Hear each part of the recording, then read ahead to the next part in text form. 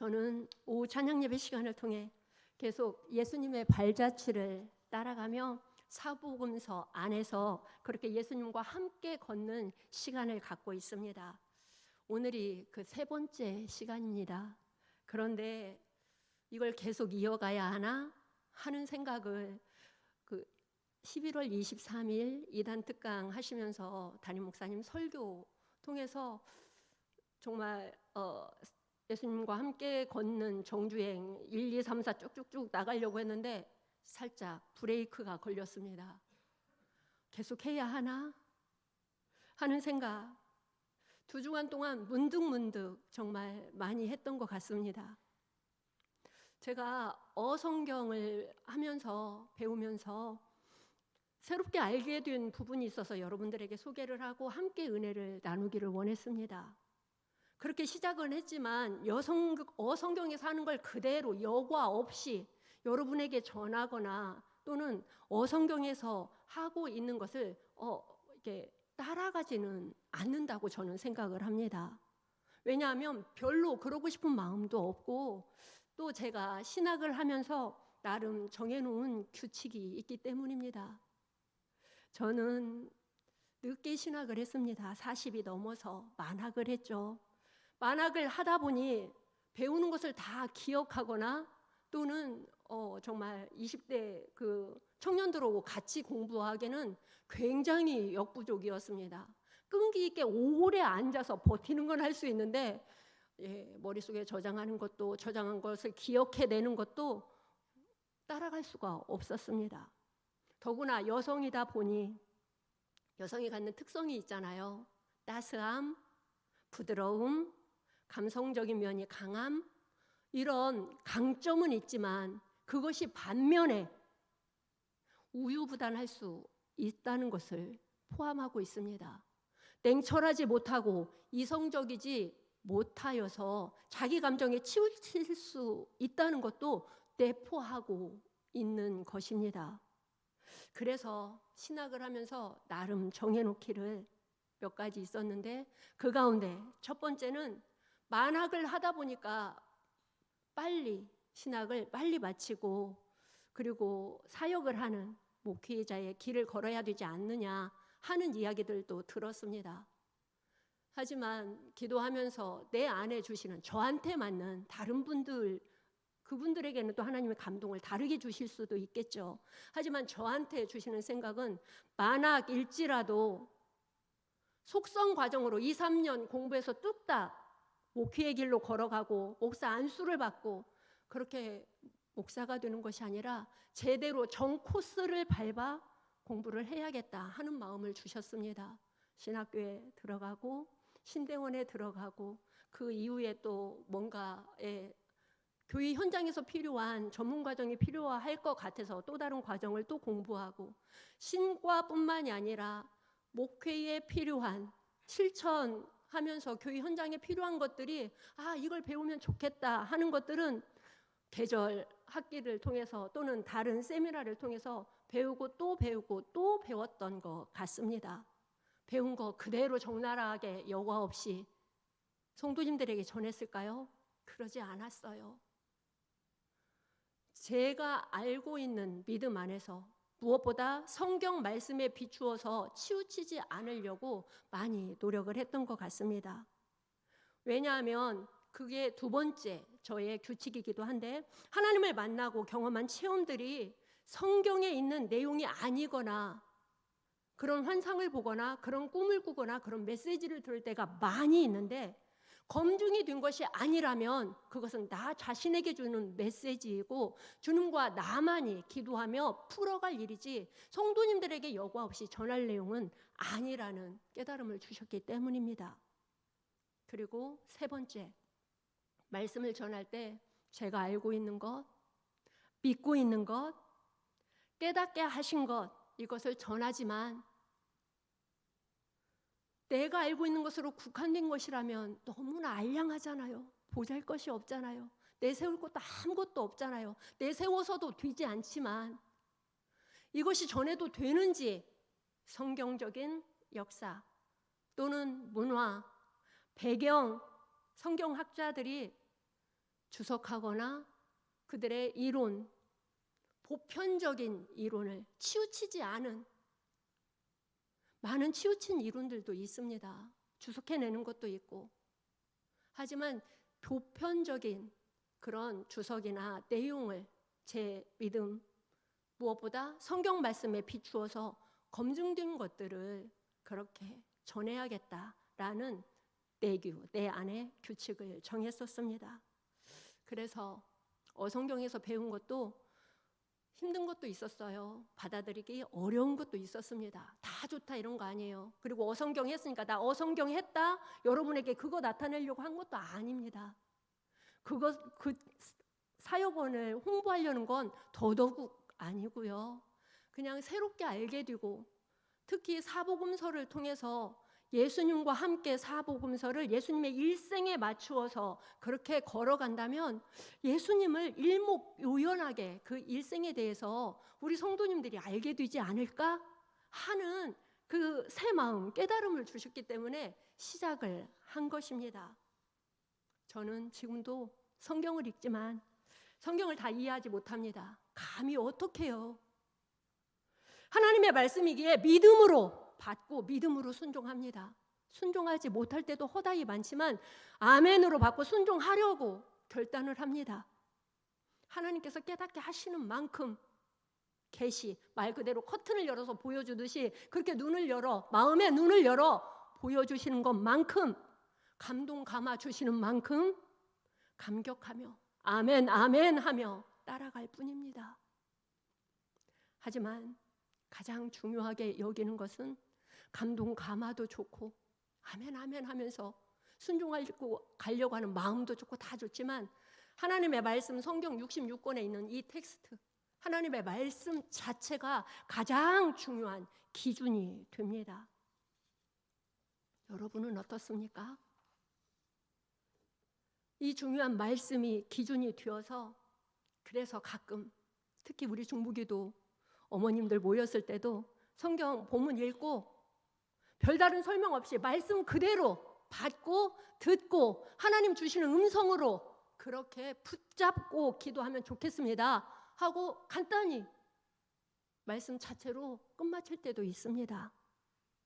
오늘 본문도 어렵지 않은 말씀이니 말씀 그대로 하나님의 음성으로 들려지고 아멘으로 받아 말씀대로 이루어지는 삶을 살아가는 여러분과 제가 되기를 소망합니다. 성령님이 조명해 주시고 이 성전을 청소하는 성전 정화를 통해서 깨닫게 하시는 음성이 여러분 자신 한 분 한 분에게 다 있기를 소망합니다. 그런데 지금 사복음서 속에서 예수님과 함께 걸으며 예수님의 발자취를 따라가다 보니 이 생각에 브레이크에 걸려서 정주행을 해야 하나 말아야 되나 머뭇거리고 있는 저에게 다시 한번 생각하면서 다시 이어가는 것은, 우리가 알고 있는 것처럼 얼마 안 되는 예수님의 탄생과 예수님의 어린 시절 이야기, 그리고 예수님은 30세쯤 되어서 우리가 쉽게 말하는 그 공생애, 공적인 사역을 시작하는 공생애 시작하셨고, 그리고 33살쯤 33세쯤 십자가에 죽으신 것을 배우고 알고 믿고 있기 때문입니다. 저 또한 의심의 여지가 없으니까요. 그렇게 배웠으니까, 그렇게 믿고 있으니까. 무엇보다 성경에 나타난 것만 해도 그냥 나타난 그것을 그대로 전하면 되겠다 싶어서 이어가기로 마음을 먹은 것입니다. 그래서 설교 본문을 바꾸어야 하나 하는 생각도 해보았지만, 무엇보다 성도님들이 수요 이단 특강을 듣는 성도님들, 그리고 링크를 받아서 그렇게 알아가고 있고 깨닫고 있는 성도님들이 혼선이 오지 않을까 하는 그 생각 때문에 많이 주저했습니다.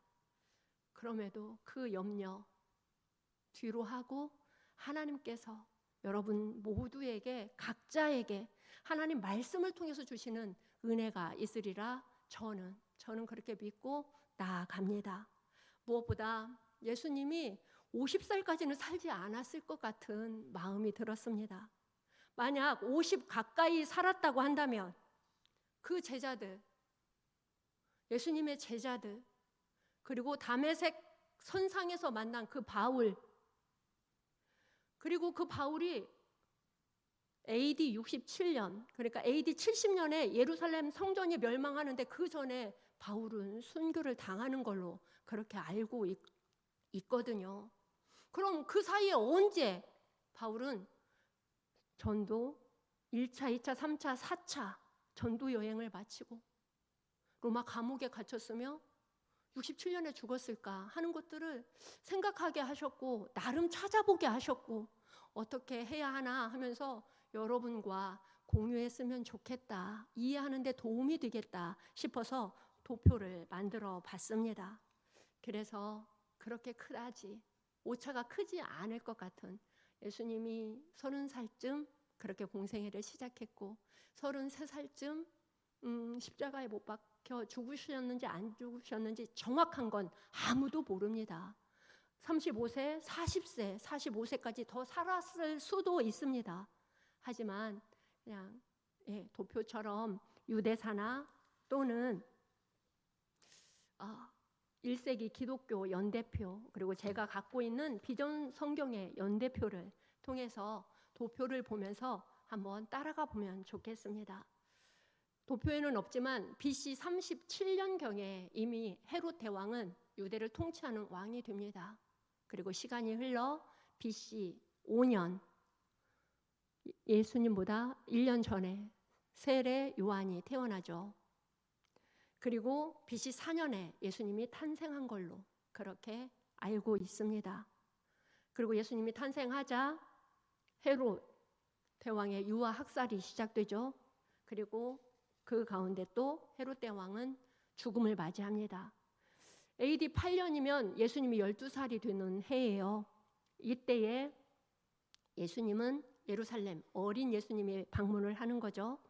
AD 12년을 보면 디베리오 가이사가 로마 황제로 즉위를 하게 됩니다.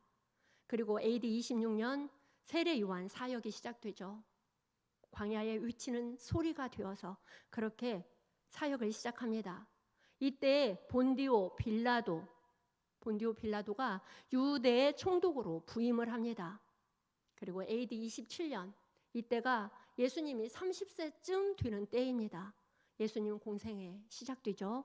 그리고 AD 30년, 이때 예수님의 순환, 십자가의 죽으심을 이야기하는 것입니다. 그리고 부활 승천, 그리고 오순절 성령 강림이 있죠. 이 일로 인하여 스데반 순교 있고요. 예수님이 부활 승천 후 약 2년 후에 다메섹 선상에서 예수님이 사울을 만나주시는 걸로 그렇게 성경학자들은 이야기를 하고 있습니다. 그래서 다메섹 회심 사건이 일어나죠. 그리고 AD 44년 요한의 형제 야고보가 순교하면서 복음은 이제 이방인에게로 퍼지게 되는 것입니다. 이때가 예수님 부활 승천 약 14년 후로 보고 있습니다. 그리고 바울이 1차 전도 여행을 시작하는 AD 47년에서 48년, 예수님이 부활 승천 후 17년, 18년 후입니다. 이때가 예수님 나이로 본다면 50세쯤 되는 것입니다. 그러면 만약에 50살까지 살았다고 한다면 언제 이런 지금 사도 요한의 형제 야고보가 순교하고 바울이 다메섹 선상에서 회심을 하고 그리고 1차 전도 여행을 하며 이런 기간들이 성경에 있는 기록된 그 기간들이 어떻게 있을 수 있을까 하는 생각을 하게 된 것입니다. 그래서 그건 제 생각으로 그치면 안 되니까 유대사나 로마사 또는 교회사 1세기 기독교 연대표를 보면서 요약해서 이렇게 준비를 해왔습니다. 다음 도표를 보면 이어서 계속 볼 수 있습니다. 맨 윗줄은 조금 전에 본 도표의 맨 아래줄하고 같습니다. 할 수만 있으면 도표 하나에 이렇게 좀 준비를 해보고 싶었는데 그게 잘 되지 않더라고요. 2개를 준비하면서 겹쳤습니다. 이어지게 보시면 좋을 것 같아서요. 이렇게 사도 바울의 1차 전도 여행을 시작하고요. 그리고 2차 전도 여행, 3차 전도 여행, 그리고 AD 58년에 바울이 체포됩니다.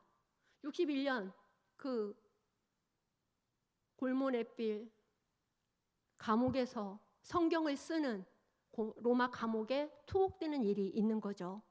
그리고 64년 네로의 박해가 있고요. 67년에 헤롯 아그리빠, 이 헤롯 아그리빠가 이두레에 이어서 갈릴리와 베리와의 통치자로 그렇게 부임을 하는 것입니다. 그리고 67년 바울의 순교가 있죠. 68년에 이어서 1년 후에 베드로가 순교했다고 합니다. 예수님 부활 승천 40년 후 AD 70년에 예수님이 말씀하신 것처럼 예루살렘 성전은 돌 위에 돌 하나도 남기지 않고 멸망한다고 하는 그 말씀이 이루어집니다. 예루살렘 성전이 함락되는 것입니다. 그렇게 이어져서 도미티안 황제의 박해가 이어지고요. 반모섬으로 유배된 오늘 말씀이죠. 반모섬으로 유배된 사도 요한이 반모섬에 살다가 AD 100년쯤 사도 요한이 죽음을 맞이합니다. 이 기독교 1세기의 역사로 보고 있습니다. 근데 제가 보고 있는 게 아니라 저는 기독교 자료에 의해서 많은 사람들이 연구해 놓은 것을, 그리고 제가 배운 것을, 그리고 하나님 말씀, 성경 말씀을 토대로 저도 이것이 보편적이지 않나 하는 믿음을 가지고 여러분 앞에 나왔습니다. 담임 목사님 설교에 반기를 드는 것은 아닐까 하는 생각도 들어서 정말 멈추려고 했습니다. 무엇보다 여러분들이 말씀으로 혼선이 되지 않을까 하는 생각도 들어서 염려되었습니다. 그런데 담임 목사님 설교에 반기 드는 것은 아닙니다. 결코 중심을 보시는 주님 앞에. 그리고 담임 목사님께서도 허락하셨습니다. 그대로 이어가도 좋을 것 같다고 말씀하셔서 그냥 진행합니다. 담임 목사님은 이단 설교를 하시면서 그들이 주장하는 그것이 맞지 않다는 것을 드러내기 위해서, 저는 큰 숲을 보고 간다고 한다면 담임 목사님은 더 자세히 나무 하나하나를 보면서 그것을 적나라하게 비춰주며 그것을 풀어주는, 쉽게 말하면 보편적인 것을 가지고 일반화시키면 안 된다고 하는 것을 말씀하신 것입니다. 그대로 받으시고 이단이 하는 그 말에 귀도 기울이지 말고 가까이 하지도 말고 오히려 피하여 도망가는 36개 가장 좋은 방법일 것입니다. 고수 중에 고수 신앙인이 되기를 소망합니다. 그리고 예수님 몇 살을 사셨건 우리는 그냥 성경에 나타나 있는 그 예수님 따라가며 발자취 주님과 함께 걷는 사복음서 시간을 가졌으면 좋겠습니다. 6월절을 4번 아니 20번 보낼 수도 있습니다. 어린 시절부터 33세까지 살았다면 해마다 절기를 지키는 유대인들이었으니까 오지 않았을까요? 그리고 그 이상 지켰을 수도 있습니다. 하지만 성경에 나타나 있는 그만큼만 우리는 따라가고 그만큼 보면서 그때 주님은 어떤 걸음을 걸으셨는지, 어떤 일들을 하셨는지, 어떤 말씀을 하셨는지 보고 듣고 받는 우리가 되었으면 좋겠습니다. 이렇게 퀘스천 마크로 남겨진 모든 것들은 막 알려고 또는 추측하거나 만들어내려고 하는 것보다는 이 다음에 천국 가서 주님께 한번 물어보고 주님께 듣고 더 밝히 아는 우리 모두가 되게 하실 것입니다. 그래서 드디어 예수님과 함께 예루살렘으로 올라갑니다. 올라갈 준비 되었나요? 오늘 본문 13절, 14절 함께 읽겠습니다. 시작. 유대인의 유월절이 가까운지라 예수께서 예루살렘으로 올라가셨더니 성전 안에서 소와 양과 비둘기 파는 사람들과 돈 바꾸는 사람들이 앉아 있는 것을 보시고, 지금 유월절이 되어 예수님은 예루살렘으로 올라가십니다. 성전뜰에는 제물이 될 소와 양과 비둘기들이 즐비하게 그렇게 놓여져 있고 그것을 파는 사람들로 득실득실 했습니다. 또한 로마나 유대 돈을 성전세를 내는 돈으로 바꾸어주는 환전소까지 준비되어 있었습니다. 이유는요, 레위기 4장 3절에 있는 말씀처럼 흠이 있는 제물을 드리면 안 되니까 흠이 없는 제물을 드리기 위해서 환전소까지 준비해 놓고 제물을 팔아가며 또한 성전세를 낼 수 있는 그런 돈으로 바꾸어 주고 있었다는 것입니다. 말 그대로 명분은 좋았습니다. 흠없는 제물로 제사 드리기 위하여, 그렇게 하기 위하여 도와준다는 명분이었습니다. 그런데 이 일이 시작은 좋았지만 과정 가운데 폭리를 취하며 장사는 장사꾼들의 소굴로 변해갔다는 것이 문제인 것입니다. 이것을 본 예수님은 어떻게 했습니까? 노끈을 준비해서 채찍을 만들어 가지고 양과 소를 다 내쫓고 돈 받은 것을 다 쏟아 버리셨습니다. 비둘기 파는 사람들 전부 가지고 나가라고 하는 것입니다. 16절 함께 말씀을 통해 확인해 볼까요? 함께 읽겠습니다. 시작. 비둘기 파는 사람들에게 이르시되 이것을 여기서 가져가라. 내 아버지의 집으로 장사하는 집을 만들지 말라 하시니. 아멘. 주님은 내 아버지 집으로 장사하는 집을 만들지 말라고 외치고 있는 것입니다. 주님의 마음이 지금 어떤 마음일까요? 저처럼 이렇게 말할까요? 애끓는 마음으로, 화가 정말 말 그대로 우리가 아는 것처럼 뚜껑이 열리기 직전이 된 그 모습으로 말씀하고 있지 않을까 싶습니다. 성전에서 제사를 드리는 이유는 온갖 죄악을 모든 생각으로, 마음으로, 행함으로 지은 그 모든 죄악을, 또한 탐욕을 용서받기 위하여 제사를 드립니다. 왜요? 거룩하신 하나님 앞에 거룩함을 입으려고, 그 제물의 모든 죄를 전가시키고 그 제물이 죽음으로 나는 속함을 받는, 죄 용서를 받는 그런 제사를 드리기 위하여 성전에 올라가는 것입니다. 그렇기에 거룩한 아버지의 집으로 탐욕을 추구하는 장사의 집을 만들지 말라고 외치고 있는 것입니다.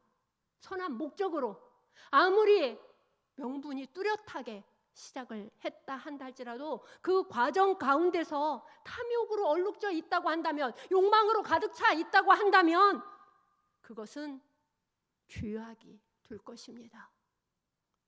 비단 예배를 드리는 처소, 그 처소에 국한될까요? 하나님께서 성전 삼고 계시는 우리의 마음 성전은 어떻습니까? 우리 자신이 거룩한 하나님을 예배하며 찬양하며 헌신할 때 거기에 내 욕망 들어가지 않습니까? 내 탐욕이 들어가지는 않습니까? 저는 가끔 찬양을 잘하려고 할 때 하나님 앞에 올려지는 것이, 하나님은 목소리 자체를 받으신다고 하는데, 내게 준, 너에게 준 그만큼 그냥 그것으로 그대로 흠양하신다고 하는데, 더 잘하려고 하는 그 모습이, 내 욕심, 내 욕망, 그냥 못하면 못한다고, 못하는 대로, 여러분 자신이 드려지는 그 찬양을 그대로 받으시고 흠양하시며 은혜 주시는데, 네가 뭔데? 하면서 주시는 그 말씀, 이것도 내가 거룩한 탐욕으로, 거룩하신 하나님에 담겨서 하나님께만 흠양하시는 찬양을 드리는 것이 아니라 나를 나타내려고 하는 거구나. 잘 보이기 위해서, 잘한다는 소리 들으려고, 어떻게 조금 더 나아졌다는 그 모습으로 나아가려고 발버둥치는 것이 기특할지 모르지만 하나님께서는 기뻐하지 않는다는 것을 깨닫게 해주셨습니다. 지난 다니엘 기도의 기간에. 그래서 여기서 찬양하며 헌신할 때라고 여러분에게 말씀을 전하는 것입니다. 성전 삼고 계시는 여러분 자신이 하나님의 성전입니다. 여러분의 심령은 탐욕으로 얼룩져 있는 것은 없습니까? 거룩한 욕망으로, 내 욕심으로 채워져서 하나님께서 기뻐하실 거야, 하는 것들은 없습니까? 그거 하나님께서는 그래, 기특하다 이렇게 받으시지 하나님께서 기뻐하시며 흠양하시지는 않을 것 같습니다. 물론 이것은 제 생각입니다. 왜? 제가 그렇게 깨달았기 때문에 제 생각이지만 그럴 것 같습니다. 주님은 우리에게 말씀하십니다. 너희의 성전은 어떠냐고, 뭐라고 말씀하시는지 들으십시오. 지금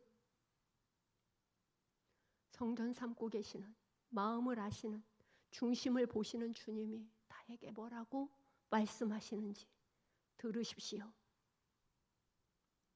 내 아버지 집을 장사하는 집, 아버지의 영광을 뺏는 강도의 소굴로 만들지 말라고 말씀하실 것입니다. 하나님은 성전에서 예배자를 만나십니다. 그죠? 예수님은 하나님이 임재하시는 성전, 예배드리는 자들을 만나주시는 곳, 이 성전, 만민이 나와 기도하는 이 처소에서 이러한 성전을 다시 하나님의 영광 가득한 하나님의 임재가 충만한 성전이 되도록 회복하고 계시는 것입니다. 우리의 마음 성전이 그렇게 회복이 되기를 간절히 소망합니다. 성전의 진정한 의미를 가르쳐 주시고 계시는 주님 앞에서 주님의 음성을 듣고 주님으로 충만하여 성전 정화되는 이 시간이 되기를 소망하는 것입니다. 하지만 유대인들이 가만히 있을 리 없죠. 이때 유대인들이 묻습니다.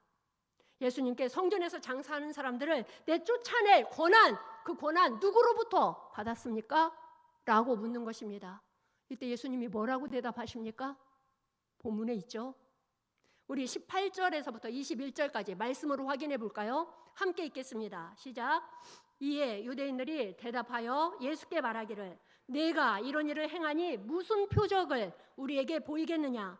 예수께서 대답하여 이르시되 너희가 이 성전을 헐라 내가 사흘 동안에 일으키리라. 유대인들이 이르되 이 성전은 46년 동안 지었거늘 내가 3일 동안에 일으키겠느냐 하더라. 그러나 예수는 성전된 자기 육체를 가리켜 말씀하신 것이라. 아멘. 사람이 만든 성전 건축물 영원하지 않습니다. 조금 전에 도표를 본 것에서 여러분도 확인한 것처럼 AD 70년에 46년 동안 지어진 그 성전 무너져 버렸습니다. 하지만 하나님은 영원히 변하지 않고 수여하지 않는 영원한 참된 성전 예수 그리스도를 여러분에게, 우리에게 보내주셨습니다. 하나님의 완전한 성전 우리에게 주신 것입니다. 하나님이 예수 그리스도를 통해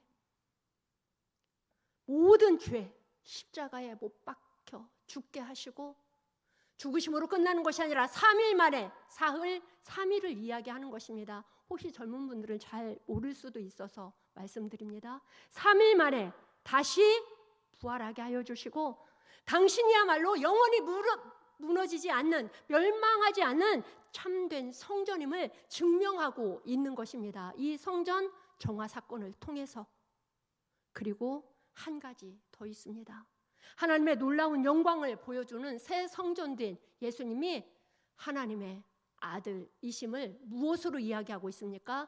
바로 이곳이 내 아버지의 집이다 라고 선포하며 증명하고 있는 것입니다. 주님은 우리에게 이 시간에도 말씀하고 있습니다.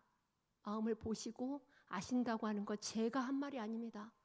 본문 24절 하반절, 25절 하반절에 있는 말씀만 같이 한번 읽어보겠습니다. 시작. 예수는 친히 모든 사람을 아심이요.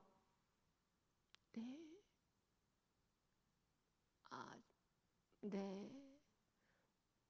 제가 감사합니다. 함께 다시 읽어보겠습니다. 시작. 예수는 친히 모든 사람을 아심이요. 그가 친히 사람의 속에 있는 것을 아셨음이니라. 아멘. 나를 아시는 하나님 앞에서 점검해 보시기 바랍니다. 내 안에 하나님이 살고 계시는가? 그뿐 아니라 그리스도의 몸은 성령이 거하시는 성전, 교회가 되었습니다. 몸된 교회의 머리는 예수 그리스도이십니다. 몸된 교회, 우리 교회의 머리가 예수님이라고 한다면 머리 되신 주님의 핸들링에 따라 주님의 선한 뜻을 이루어가는 우리 교회가 되어야 할 것입니다. 또한 성전 삼고 계시는 우리가 그런 예수님의 몸이 되어서 지체가 되어서 그 뜻을 이루어가는 여러분 한 분 한 분이 그리고 제가 되어야 할 것입니다. 이 물음에 부끄럼 없이 응답할 수 있도록 이 땅의 교회가 더욱 거룩하고 몸된 교회에 지체된 여러분과 제가 기도로 하나님과 더 친밀해지며 기도하며 하나님과 친밀해질 수 있는 것입니다. 더 깊이 하나님의 뜻을 알아가며 그 뜻을 이루어갈 수 있도록 준비되는 자, 영적인 근력이 생기는 우리가 되게 하시는 것입니다. 또한 선한 행실로 하나님의 영광을 드러내는 삶을 살아가는, 그래야 지역 사회에 우리를 아는 모든 사람들에게 하나님의 아름다운 덕을 선전하며 선포하는 그런 삶을 살아가는 모두가 되어야 할 것입니다.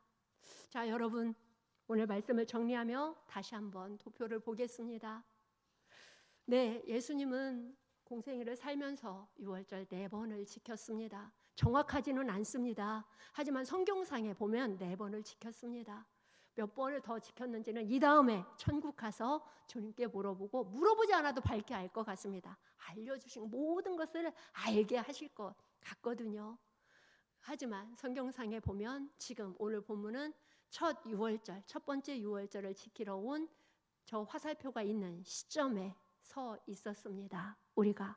그리고 공간을 본다고 한다면 지금 갈릴리에서 유대 예루살렘으로 올라왔습니다. 지역으로 보면 지역은 내려오는 것이 맞지만 예루살렘이 올라간다고 표현을 한다고 했습니다. 누누이. 제가 파란색으로 화살표를 저렇게 해놓은 것은 사마리아를 거치지 않고 유대인들은 사마리아인들을 상종하지 않기 때문에 요단강 쪽으로 해가지고 오르락 내리락 했습니다. 그래서 화살표를 저렇게 요단강 쪽으로 해가지고 표현을 해놨습니다. 옆에 보면 유대 지역을 조금 더 확대해서 보여주었는데 파란색으로 된 지금 예루살렘 지역에 주님은 계셨는데 여러분 함께하고 계셨나요? 네, 그러기를 간절히 소망합니다. 이제 다음 시간에는 예루살렘에 조금 더 머물고 계십니다. 예수님은 그 머물고 계시면서 어떤 일을 하셨는지 계속해서 주님의 발자취를 따라가는 우리 모두가 되기를 소망합니다. 할 수만 있으면 제 사담은 하지 않도록 노력을 하겠습니다. 오늘 했던 개인적인 이야기 또는 저의 규칙 이런 것들은 용서해 주시고 덮어주시기를 간절히 바람하지 않습니다. 기도하겠습니다. 주님, 이 시간 주님과 함께 걷는 사복음서 3번째 시간을 통해서 예수님이 유대 예루살렘에 올라와 성전 청소하는 사건을 통해 말씀하시는 주님의 음성을 들려주시니 감사합니다. 주님, 우리를 거룩하신 하나님이 거하시는 성전이 되도록 성결케 하여 주시옵소서. 주님의 말씀으로 친밀하게 교제하며 늘 기도로 하나님과 교제하는 우리 되게 하여 주시옵소서. 성령이 거하시는 성전이 되어 착한 행실로 하나님의 영광을 드러내는 삶을 살아내는 우리 모두가 되게 하여 주시옵소서. 하나님만 기쁨 되도록 온 마음 다하여 하나님을 사랑하는 우리 되게 하여 주시옵소서. 예수님 이름으로 기도합니다. 아멘.